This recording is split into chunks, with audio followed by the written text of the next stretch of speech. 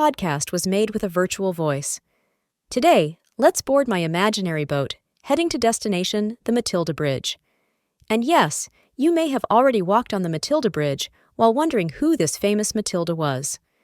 Built between 1974 and 1979, the name of this bridge refers to Mathilde of Flanders, known as Queen Mathilde, wife of William the Conqueror, according to the wishes of the mayor of the time, Jean Lecanuet. Also note that in Norman history, another Mathilde existed. Mathilde the Emperor, daughter of Henry I of England, granddaughter of William the Conqueror. And this Mathilde the Emperor would have given her name to the very first Rouen bridge.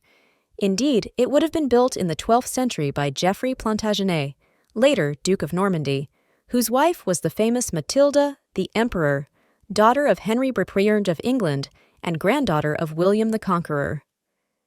Geographically, it would have been built at the level of the current Bois-du Bridge. Speaking of the Bois-du Bridge, I invite you to listen to my podcast number 74,